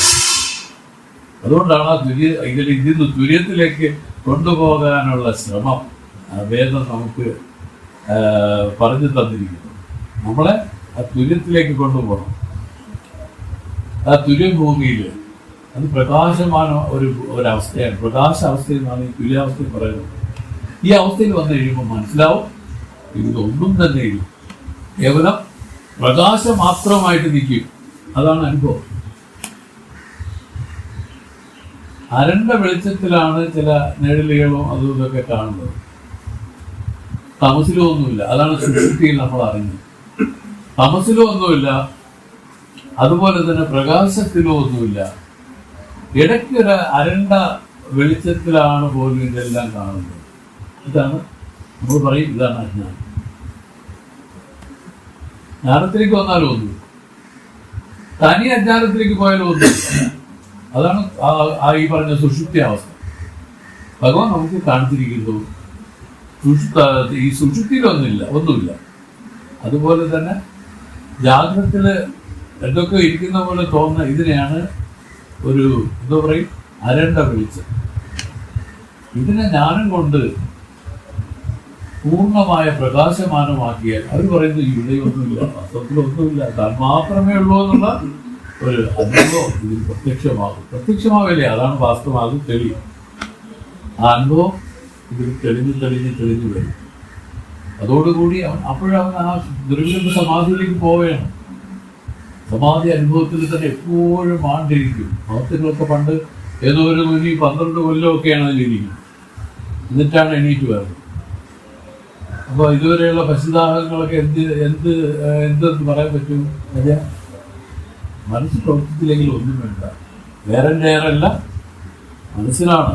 വിശപ്പുദാഹം മനസ്സിനാണ്, ശരീരത്തിനല്ല. ഇതാവും മനസ്സിനാണ്. ഈ മനസ്സൊരു സാധനമാണ് ഒത്തിരി പ്രശ്നങ്ങൾ ഉണ്ടാക്കി വെച്ചിരിക്കുന്നത്. ഈ മനസ്സിന്റെ നാശം, എന്ന് പറയുന്ന മനോനാശം, പിന്നെ ആത്മസാക്ഷാത്കാരം, പിന്നെ വാസനാനാശം, ഈ 3 ഒരുമിച്ചുണ്ടാവും. മനോനാശം, വാസനാനാശം, ആത്മസാക്ഷാത്കാരം, ഇത് 3 ഒന്ന് തന്നെ. അല്ലാതെ 3 അല്ല. ചിന്താസ്വാമി ഇങ്ങനെയാണ് പറയുന്നത്. അപ്പോൾ ഇങ്ങനെയാണ് മനോനാശവും വാസനാനാശം, ആത്മസാക്ഷാത്കാരം. അപ്പോൾ കുറച്ചു കാലം മനോനാശത്തിന് വേണ്ടി പരിശ്രമിച്ചു. അത് കഴിഞ്ഞിട്ട് കുറച്ചു കാലം വാസനാനാശത്തിന് വേണ്ടി പരിശ്രമിച്ചു. അത് കഴിഞ്ഞ് കുറച്ചു കാലം പിന്നെ മഹ്മൂദാദ് പറഞ്ഞില്ല, അതിനു വേണ്ടി പരിശ്രമിച്ചു. ആത്മസാക്ഷാത്കാരത്തിൽ അങ്ങനെയല്ല ഇത് ഒന്ന് തന്നെ. ആത്മസാക്ഷാത്കാരത്തിൽ പരിശ്രമിച്ചേക്ക് മൂന്നും കൂടെ ഒരുമിച്ച് ഇല്ലാതാവുന്നതായിട്ട് കാണാം. ഇല്ലാത്തുള്ള പറയുമ്പോൾ ഇങ്ങനെ പറയാം. അതുകൊണ്ട് ഇതെല്ലാം ഈ ലോകം തോന്നുന്നു വാസനയുടെ പ്രകട രൂപമാണ് ഈ ലോകമായിട്ട് വിരിഞ്ഞിരിക്കുന്നതെന്നാണ് പറയുന്നത്. ആ വാസന എവിടെയാണ് ഇരിക്കുന്നത്? മനസ്സിലാണ്. അത് എങ്ങനെയാണ് ഇരിക്കുന്നത്? മനസ്സ് കൂമ്പിക്കഴിഞ്ഞാൽ അതില്ല, ഒന്നുമില്ല. അതാണ് സുഷുപ്തി. മനസ്സ് പകുതി വിരിഞ്ഞതാണ് സ്വപ്നം, മനസ്സ് പൂർണ്ണമായി വികസിച്ചതാണ് ജാഗ്രത. ഇങ്ങനെയാണ് മൂന്ന് രൂപം. ഈ അവസ്ഥ മൂന്നും മനസ്സിൻ്റെതാണെന്ന് പറയും. മനസ്സിന്റെ ലയാവസ്ഥ സുഷുപ്തി, മനസ്സിന്റെ അർദ്ധാവസ്ഥ അർദ്ധവികാസം സ്വപ്നം, മനസ്സിന്റെ പൂർണ്ണവികാസവും ജാഗ്രത. ഇതാണ് മൂന്നും മനസ്സിൻ്റെതാണ്. വേറൊരു പറഞ്ഞാൽ മനസ്സ് തന്നെയാണ്. മനസ്സിന്റെ മൂന്ന് രൂപമാണ് ജാഗ്രത, സ്വപ്നം, സുഷുപ്തി. എന്നൊക്കെ നമുക്ക് പറഞ്ഞു തരുമ്പോഴേ നമുക്ക് ചിന്തിച്ചൂടെ? വേറെ എന്തോ എല്ലാം മനസ്സ് തന്നെ. മനസ്സില്ലെങ്കിൽ ഒന്നുമില്ല. ഈ മനസ്സിന്റെ നാശമാണ് ആത്മസാക്ഷാത്കാരം. അപ്പൊ അങ്ങനെ വരുമ്പോ ഇപ്പൊ നമുക്ക് ലൗകികമായി ഒന്നും ചിന്തിച്ചു കൂട്ടരുത്. ഇത് അലൗകികമാണ്. ഇതിനെ എങ്ങനെ അങ്ങനെ ഇങ്ങനെ എന്നൊന്നും പറഞ്ഞ് ഇതിൽ കടുപ്പിക്കേണ്ട ആരും. ഒരു യുക്തികൾക്കും ഇവിടെ പ്രസക്തിയില്ല. ഇത് അലൗകികമായ ഒരു ആത്മതത്വം എന്നാണ് ഇത് പറയുന്നത്. പിന്നെ അയാൾ എങ്ങനെ ജീവിക്കും? പിന്നെ അയാളെ നടക്കുമോ, ഇരിക്കുമോ? ഒന്നും ഇവിടെ പ്രശ്നമല്ല. ഇതെല്ലാം നടത്തിയിരിക്കുന്ന പ്രാരബ്ധമാണ്. ആ പ്രാരബ്ധത്തിനനുസരിച്ച് ഈ ജീവൻ മുക്തന്മാർ 4 രൂപത്തിൽ പറഞ്ഞു തന്നതും ഇതിനു വേണ്ടി. അതില് വിദേഹമുക്തി ആർക്കാണെന്ന് ചോദിച്ചാൽ ഈ പറഞ്ഞ രൂപത്തിൽ ഇരിക്കുന്ന ആളാണ്. 4ാം ഭൂമിയില് പിന്നെ ബ്രഹ്മ വരിഷ്ഠനാണ്. നമ്മുടെ ഗുരുദേവനെ പറ്റി പറയുമ്പോൾ വരിഷ്ഠ പദവിയിലെന്നാണ് പറയുന്നത്. ശ്രീ രാമാനന്ദ ഗുരുദേവൻ അപൂർവമായ മഹത്തുക്കളാണ് അങ്ങനെ ഇരിക്കുന്നത്. അദ്ദേഹത്തിന് ശരീരം ഉണ്ടോ എന്ന് ചോദിച്ചാൽ അപ്പോൾ നമുക്കൊക്കെ തോന്നും. പക്ഷേ അദ്ദേഹത്തിന് ഇല്ല, ശരീരമില്ല. സർവവ്യാപിയാണ് അദ്ദേഹം. അദ്ദേഹം എന്നൊന്നും പറയാൻ പറ്റില്ല സുരേഷേ. ഇതൊക്കെ നമ്മുടെ ലൗകിക ഭാഷകൾ ഉപയോഗിച്ച് പറയുന്നതിൽ വരുന്ന വൈകല്യങ്ങളാണ്. അവിടെ കാശിയിൽ നടന്ന തീപിടുത്തത്തില് ചിരിച്ചു എന്ന് പറയുമ്പോൾ നമ്മൾ കരുതും എന്തോ ഒരു ഭാവന ചെയ്ത് ചിരിച്ചതായിരിക്കും എന്ന് കരുതും. അല്ല, റിയലാണ്. കാശിയിലാണ്. സ്വാമി സർവത്ര പരിപൂർണമായിട്ട് ഇരിക്കുകയാണ്. എവിടെ നടക്കുന്നതും അദ്ദേഹത്തിന് അറിയാം. എല്ലാം അവരുടെ നിയന്ത്രണത്തിലാണ് പോലും ആണ് എന്ന് വേണമെങ്കിൽ പോലും കരുതാം. അങ്ങനെയാണ് ഈ ജ്ഞാനത്തിന്റെ ആ മുഖ്യ നിലയെന്ന് പറയുന്നത്. വാസ്തവത്തിലത് ഈശ്വരന്മാരുടെ തന്നെ, ഈശ്വരൻ തന്നത്. അതാണ് ഇത്രയും പ്രാധാന്യം നമ്മുടെ ഗുരുദേവന് വന്നത്. ഗുരുക്കന്മാരായിട്ടിരിക്കുകയാണ്. അവരുടെ ഗുരുക്കന്മാരാണ് ഇവർ. അപൂർവമായിട്ട് വന്നിരിക്കുന്ന ആളുകളാണ്. പിന്നെ നാരായണ ഗുരുദേവൻ ഒരിക്കൽ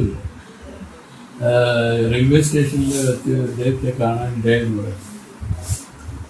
ഇപ്പൊ ഗുരുദേവൻ അങ്ങനെ അവിടെ ഇരിക്കുകയൊക്കെ ചെയ്യായിരുന്നു തോന്നുന്നു. അപ്പോഴേ നാരായണ ഗുരുദേവൻ വന്ന് കണ്ടു. ഉടനെ ഓടിച്ച് നമസ്കരിച്ചു. ഗുരുക്കൾ നമസ്കാരം ചെയ്തു. ആര്? നാരായണനോ? കണ്ണത് കണ്ടൂടാ. പക്ഷെ എങ്കിലും എല്ലാം അറിഞ്ഞുകൊണ്ടിരിക്കുന്ന രൂപമാണ് ഇതിനുള്ള അപൂർവമായിട്ടുള്ള ആചാര്യന്മാരാണ് ഇതുള്ളത്. ഇതെല്ലാം ചിന്താസ്വാമി പറഞ്ഞുള്ള അറിവാണ്. യഥാർത്ഥത്തിൽ ഗുരുക്കന്മാരെ അറിയണമെങ്കിൽ അതുപോലുള്ള ഗുരുക്കന്മാർക്കേ പറ്റൂ. ഒരു ജ്ഞാനിയെ അറിയണ ആൾ ആരാണ് സുരേഷൻ? ജ്ഞാനിയെ അറിയണം. മഹാജ്ഞാനിക്കേ സാധിക്കൂ. സാധാരണ എന്താണ് അവർ ആ വരിഷ്ഠ പദവിയിൽ എങ്ങനെയാണ് വിരാജിച്ചതെന്നതിന് ഒരു ചെറിയൊരു ഓർമ്മിപ്പിക്കാൻ വേണ്ടി പറഞ്ഞു മാറും. ഇങ്ങനെയാണ് നിൽക്കുന്നത്. ഈ മനസ്സിനെയാണ് നമ്മൾ ഓപനിച്ച് മനസ്സിൽ വരുന്നതെല്ലാം ചെയ്തു കൊടുത്ത് അതിനെ എപ്പോഴും സംതൃപ്തിപ്പെടുത്തിക്കൊണ്ടിരിക്കുന്ന ഒരു അറിവില്ലായ്മ നമ്മുടെ ഭാഗത്തുണ്ടെങ്കിൽ അത് മാറ്റിക്കൊള്ളാനാണ് പറഞ്ഞത്. പിന്നെ സ്വാമി അതിൻ്റെ ഒരു ഉപായം പറഞ്ഞു. അത് അദ്ദേഹം പറഞ്ഞത് ലോകവൃത്തിയുടെ ഒരു കാര്യമായിട്ടാണ് പറഞ്ഞത്. ഇപ്പോൾ ഒരാൾക്ക് പെട്ടെന്ന് കണ്ട ഉടനെ അവനൊരു 500 രൂപ കൊടുക്കണമെന്ന് തോന്നിയിട്ടുണ്ട്. ഇപ്പം മനസ്സ് വന്നില്ല. മനസ്സ് വരുന്നതിന് മുമ്പ് ആ അറിവിലാണ് അത് വന്നിരിക്കുന്നത്. പെട്ടെന്ന് മനസ്സ് വന്നതിന് വെച്ചു അതിപ്പോൾ ഇങ്ങനെ കൊടുത്താലിങ്ങനെ നമുക്കിപ്പോൾ അവിടെ ഇതിന് ഒരു ചിലവില്ല, അതങ്ങനെയില്ല, ഇങ്ങനെയില്ല. ഒരു 50 രൂപ കൊടുക്കാം, മനസ്സിലായി? സ്വാമി പറഞ്ഞു ഇങ്ങനെ വന്നാൽ ചെയ്യേണ്ടത് അതിൻ്റെ 10 ഇരട്ടി കൊടുക്കണോ. മനസ്സിനെ മറികടന്നുകൊണ്ട് അയാൾ എന്ത് ചെയ്യണം? എത്ര കൊടുക്കണമെന്ന് വിചാരിച്ചാൽ 500 അല്ലേ, 5000 രൂപ കൊടുക്കണം, 10 ഇരട്ടി കൊടുക്കാൻ. ഇങ്ങനെ ചെയ്തു വന്നാൽ ഈ മനസ്സിന്റെ ഈ സ്വഭാവം മാറും. മനസ്സ് നമ്മൾ വിചാരിക്കും മനസ്സിന് ആരാണ്, നമ്മൾ അതിനെ കാണുന്ന ആളാണ്. പക്ഷെ അതിന് നമ്മൾ വിധേയനാകുകയാണ്. ആ വിധേയമാകാതെ അതിനെ നമ്മൾ ഒറ്റപ്പെടുത്തി അതിനെ ഒരു ദീർഘവീക്ഷണത്തോടു കൂടി കണ്ട് ഈ വേദം പറഞ്ഞു തന്ന രൂപത്തിൽ അതിനെ നോക്കാമെങ്കിൽ അത് പട്ടുപോകും, ഇല്ലാതായി. എന്താണ് സുരേഷം? മനസ്സ് നാമാണോ? മനസ്സിലുണ്ടാകുന്ന സങ്കല്പം ആ വാസനാവിശേഷമായി ഉണ്ടാകുന്നതാണ്. അതിന് എല്ലാം അറിഞ്ഞുകൊണ്ട് നിൽക്കുന്ന ഒരാളുടെ മുമ്പിൽ ഈ മനസ്സിന് നിൽക്കാൻ പോലും പറ്റില്ല. നോക്കിയ ഭസ്മമായിരുന്നു എന്ന് പറഞ്ഞു. ശിവന്റെ ആ 3ാമത്തെ കണ്ണെന്ന് പറഞ്ഞ അറിവ്. നീ അറിവ് കൊണ്ട് നോക്കിയാൽ ഇത് ഭസ്മമായി പോകുന്നു. ഇതല്ല, ഇതിന് അങ്ങനെയുള്ള അത്രേ ഉള്ളു ഇതിനൊക്കെ പ്രാബല്യം എന്നൊക്കെ മനസ്സിലാക്കി വെച്ചു. ഈ മനസ്സിന്റെ നാശമാണല്ലോ ആത്മസാക്ഷാത്കാരമെന്ന് ശിശുവിന് എങ്ങനെയോ അറിയാം. അങ്ങനെയാണെങ്കിൽ ജ്ഞാനികളിൽ പ്രവർത്തിക്കുന്നു എന്ന് പറയാൻ മനസ്സില്ലാതെ ആർക്കെങ്കിലും പ്രവർത്തിക്കാൻ പറ്റുമോ? അത് പറയാൻ കാരണം ആർക്കും അറിയാം, സുഷുപ്തി മനസ്സില്ല, അവിടെ പ്രവൃത്തിയില്ല, ഇതയാൾ കണ്ടിരിക്കുകയാണ്. അതുകൊണ്ട് അയാൾ ലോജിക്കാണ് അത് പറഞ്ഞത്, അല്ലേ? അപ്പോൾ മനസ്സില്ലെങ്കിൽ പ്രവർത്തിക്കാൻ പറ്റുമോ? പറ്റില്ല. പക്ഷെ ജ്ഞാനികൾ പ്രവർത്തിക്കുന്നു, ഒരു ആശ്രമം ഉണ്ടാക്കുന്നു, ഇല്ലേ? അപ്പൊ ഇതൊക്കെയാണ് ആ ചോദ്യത്തിന്റെ അടിത്തറ. അപ്പൊ അതിന് സ്വാമി പറഞ്ഞു മനസ്സിന്റെ 2 തരം നാശങ്ങളാണ്, സ്വരൂപനാശം, അരൂപനാശം. ഈ പറഞ്ഞ 3 ഗുണങ്ങളാണല്ലോ മനസ്സിന്, സത്വം, രജസ്, തമസ്.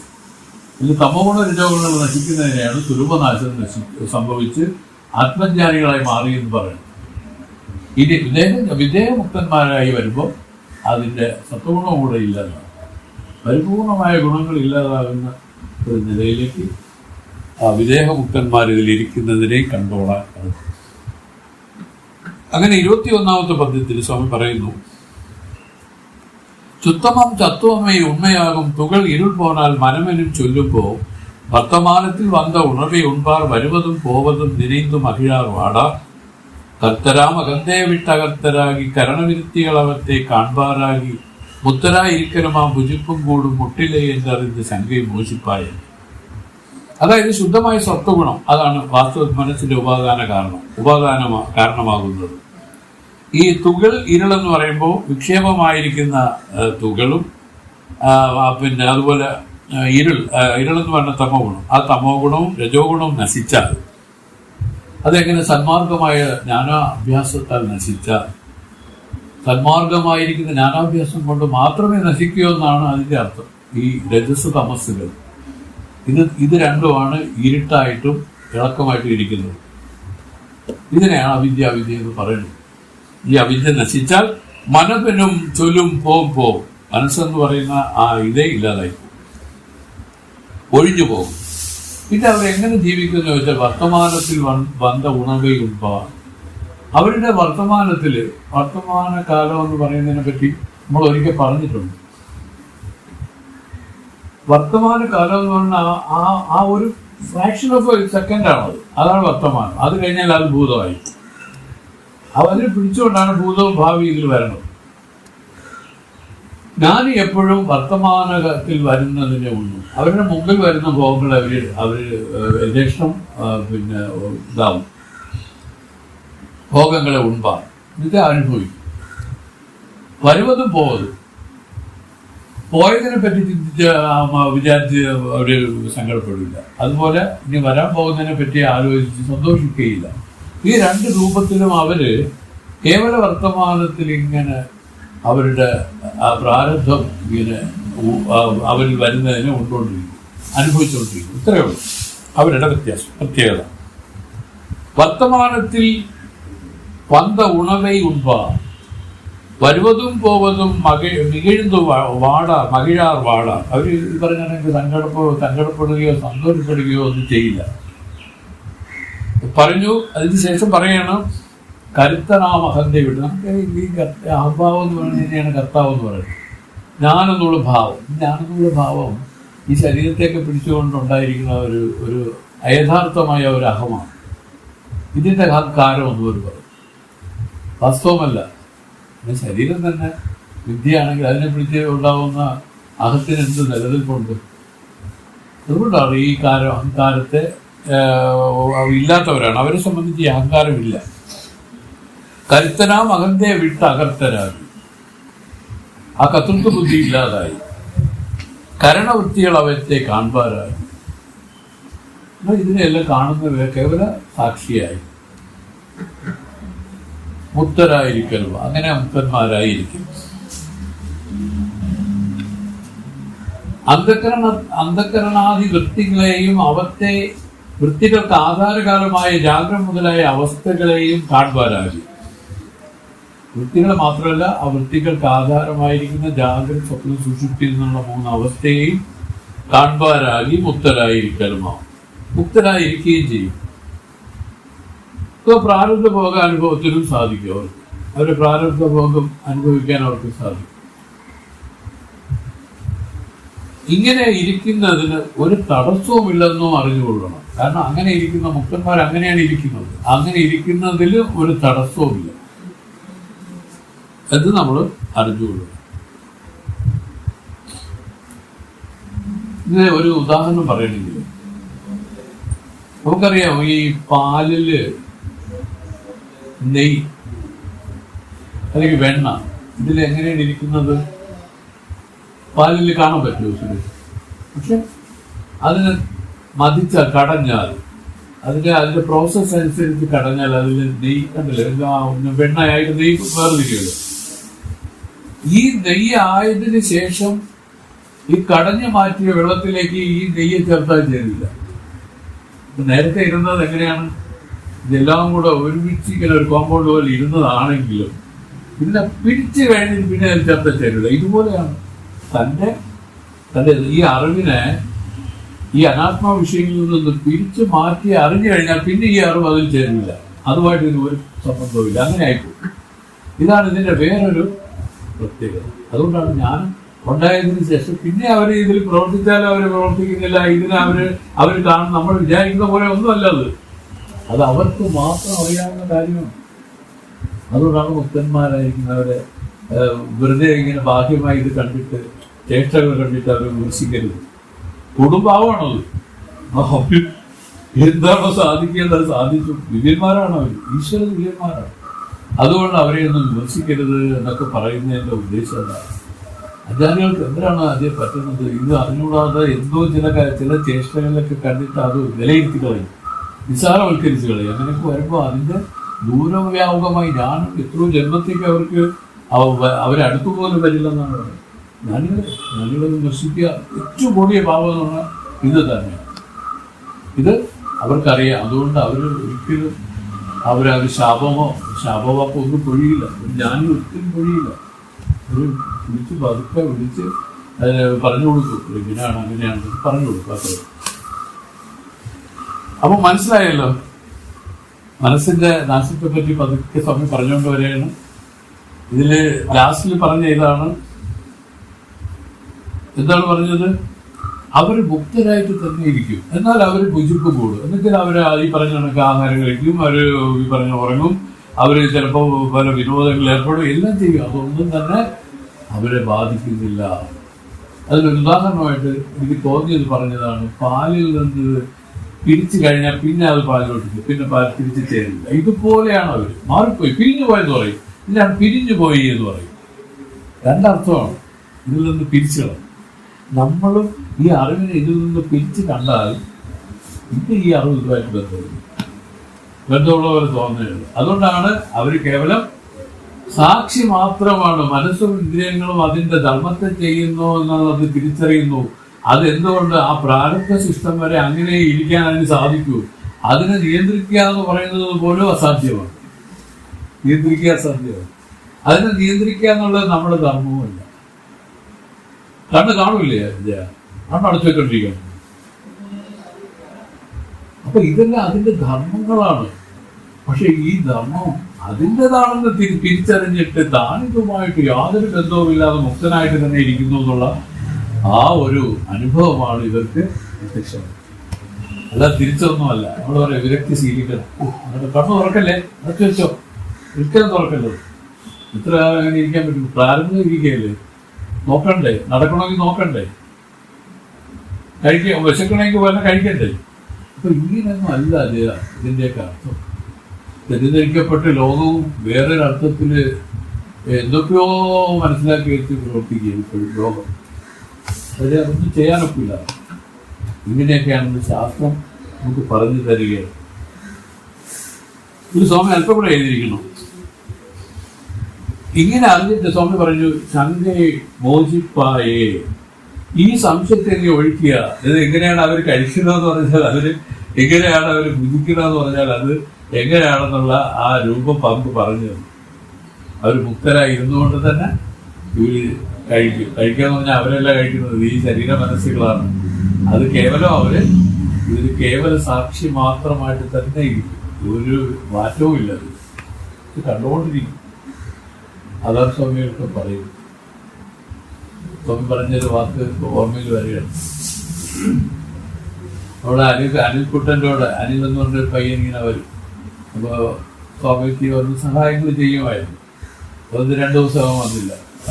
വരാതെ വന്നപ്പോഴാണ് സ്വാമി അവരുടെ പിറ്റ വന്നപ്പോൾ ചോദിച്ചത്, എടാ നീ എവിടെ പോയി വരാം? സ്വാമി ഞാൻ ഒരു സിനിമ ഉണ്ടായിരുന്നു. സ്വാമി ചിരി വിളിച്ചത്. സ്വാമി സിനിമയ്ക്കോ?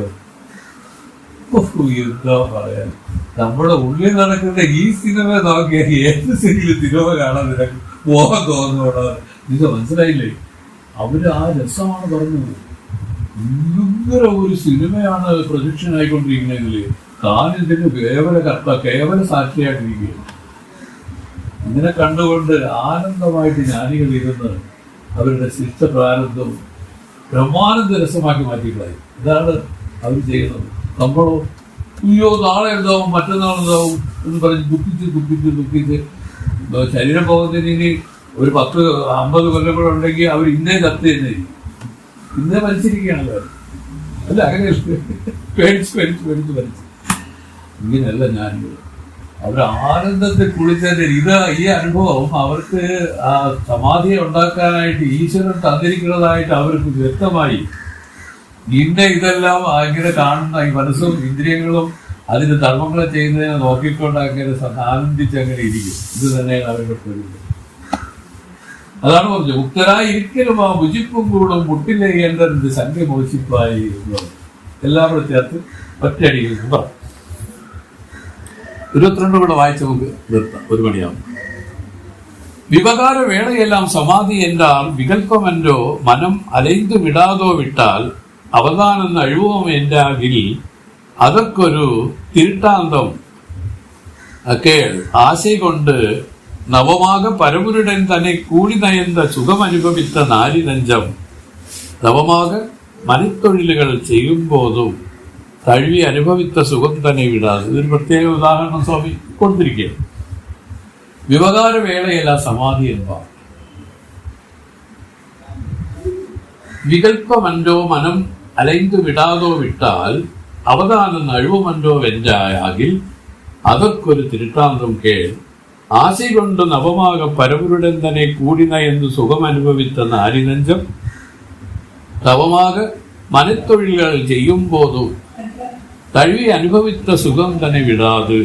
ഒരു ഉദാഹരണം, ഇത് ഇത്രയും കൃത്യമായ ഒരു ഉദാഹരണം വേറെ ഒന്നും പറയാൻ പറ്റില്ലെന്നാണ്. ഇങ്ങനെയാണ് അതിന്റെ അർത്ഥം. ഈ ബ്രഹ്മാത്മ ഐക്യരൂപമായ നിശ്ചയം, ഇതിനാണ് അവതാനം എന്ന് പറയുന്നത്. അവതാനം കഴിവുമോ അവതാനം ഈ ബ്രഹ്മാത്മ ഐക്യരൂപ നിശ്ചയം മാറിപ്പോകും. ദൃഢജ്ഞാനം അദൃഢജ്ഞാനം എന്ന് ജ്ഞാനം 2 പ്രകാരം ഇരിക്കുന്നു. അവയിൽ വൈരാഗ്യം അഭ്യാസം വഴിയായി സ്വാധീന ചിത്തമുള്ളവരായി ഉള്ളവർക്ക് തത്വജ്ഞാനം ഉണ്ടാകുന്നുവെങ്കിൽ അവരുടെ ബുദ്ധി നായകനിൽ നിന്ന് ചോരനായകനിൽ അൻപുള്ള നാരിയുടെ ബുദ്ധി തന്നുടെ വീട്ടുവേലകൾ ചെയ്യുമ്പോഴും ആ ചോരനായകനെ തന്നെ ധ്യാനിച്ചു നിൽക്കുന്നത് പോലെ നിരന്തരം തത്വത്തിനെ ധ്യാനിച്ചു കൊണ്ടിരിക്കും. അപ്രകാരമുള്ള ജ്ഞാനം ദൃഢജ്ഞാനം എന്ന് ചൊല്ലപ്പെടും. വൈരാഗ്യം ധ്യാനാഭ്യാസം ഇല്ലാത്തവന് ഏതെങ്കിലും ഒരു പുണ്യവിശേഷത്താൽ തത്വജ്ഞാനം ഉണ്ടായാലും അവന്റെ ബുദ്ധി ചോരനാരിയുടെ ബുദ്ധി വീട്ടുകാര്യത്തെ മറന്നു പോകുന്നത് പോലെ ഉടനെ തത്വത്തെ മറന്നുപോകും. അപ്രകാരമുള്ള ജ്ഞാനം അദൃഢജ്ഞാനമെന്നും പറയപ്പെടും.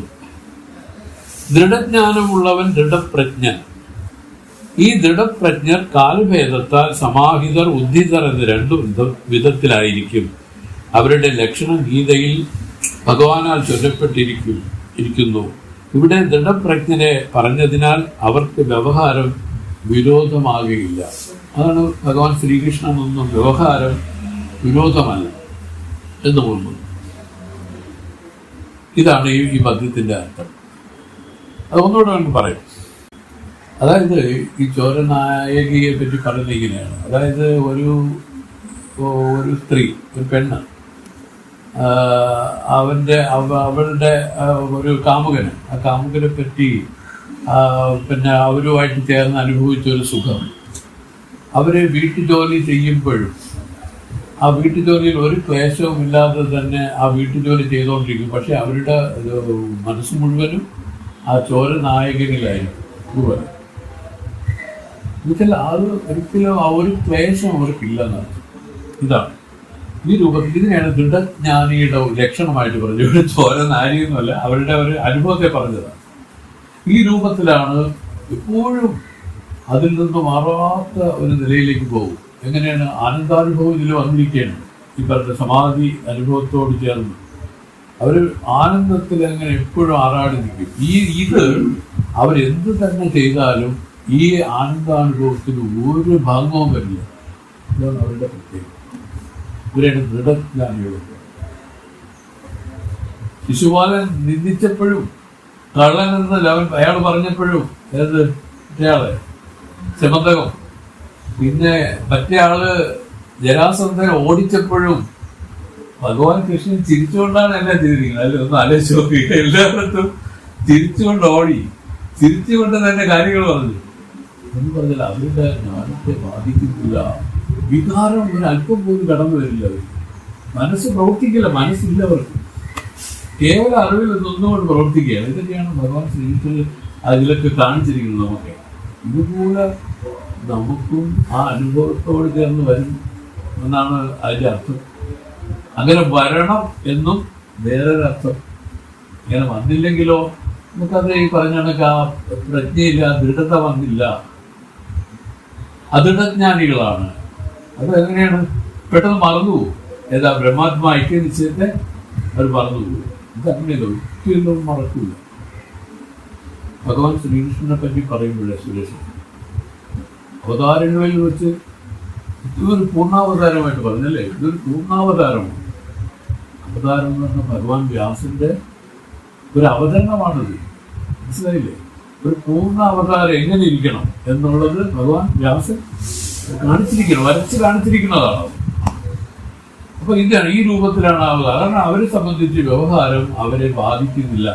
അവർ എന്ത് തന്നെ ചെയ്താലും ഒരു ആനന്ദത്തിൽ ഇരുന്ന് തന്നെ ചെയ്യും എന്നുള്ളതാണ്. ഒന്നും അവരെ ബാധിക്കുന്നില്ല. ഈ നിലയിലൊക്കെ ആ ദൃഢപ്രജ്ഞ മാറും. ഇതാണ് ദൃഢപ്രജ്ഞ, സ്ഥിതപ്രജ്ഞ എന്നൊക്കെ പറയും അല്ലേ? വേറെ അർത്ഥങ്ങൾ ഒരുപാടുണ്ടില്ലേ?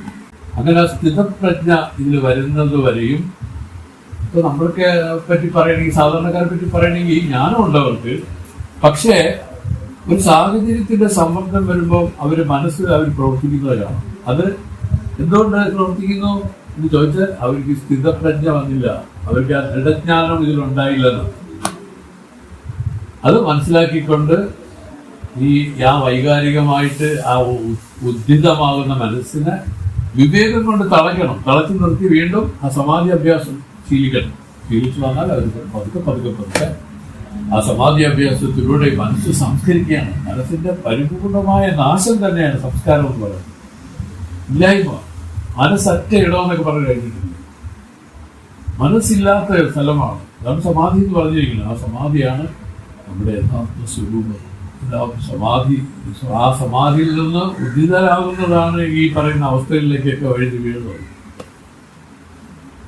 അതിനെപ്പറ്റിയൊന്നും പറയാൻ ആർക്കും സാധിക്കില്ല. കാരണം ഇതെല്ലാം മായാകാര്യങ്ങൾ. ഇത് എങ്ങനെ ഉണ്ടായോ, അജ്ഞാനം പറഞ്ഞാൽ ഉണ്ടായോ കൃഷ്ണ എന്ന് ചോദിച്ചു ആരോടെ. അപ്പോൾ പറഞ്ഞു അങ്ങനെയൊന്നും ഉണ്ടായിട്ടേ ഇല്ല. നമ്മളെല്ലാം സ്വപ്നത്തിൽ ഇങ്ങനെ എന്തോ കണ്ടിരിക്കുന്ന പോലെ ഇങ്ങനെ ഇരിക്കുകയാണ്. വാസ്തവത്തിൽ അങ്ങനെയല്ല. ഇതിനെ ഉണർന്നു കഴിഞ്ഞാൽ യഥാർത്ഥ നേച്ചർ ഓരോരുത്തർക്ക് ബോധ്യമാവും. കാരണം തന്നെ അറിയാതെ യഥാർത്ഥത്തിൽ തന്നെ അറിഞ്ഞാൽ സകല അനർത്ഥങ്ങളും മാറും. ആ തന്നെ അറിയുന്നതിന് തടസ്സം എന്താണ്? ഈ സ്വപ്നത്തിൽ നിന്ന് ഉണരാതിരിക്കുന്നതാണ് തടസ്സം. ഇതൊരു സ്വപ്നമാണ്. ദീർഘസ്വപ്നം ജഗം. മോളെന്നും മോനെന്നും കർത്തവ്യങ്ങൾ, എനിക്ക് അങ്ങനെ കർത്തവ്യങ്ങളുണ്ടെന്നും ഞാൻ ഇന്നടുത്ത് ഇന്നാളുടെ മകനെന്നും ഇങ്ങനെയൊക്കെ വരുന്ന ആ അജ്ഞാനത്തിൽ ഇരുന്നുകൊണ്ടാണ് ഇതെല്ലാം ഉണ്ടായിരിക്കുന്നത്. വാസ്തവത്തിൽ ഈ അറിവിനെ സംബന്ധിച്ച് ഇതൊന്നുമായിട്ട് ഒരു ബന്ധവുമില്ല. ഇതിനെ തിരിച്ചറിയുന്ന ജ്ഞാനം കൊണ്ട് ഇയാൾക്ക് മുക്തി കൈവരും. മുക്തി കൈവരുന്നതിന് ഇതാണ് വഴി എന്ന് പറഞ്ഞ സ്വാമി നമുക്ക് ഈ പദ്യം അതിനെ അവസാനിപ്പിച്ചിരിക്കുകയാണ്. നമുക്ക് ഒന്നുകൂടെ 22ാമത്തെ പദ്യം വായിക്കാം.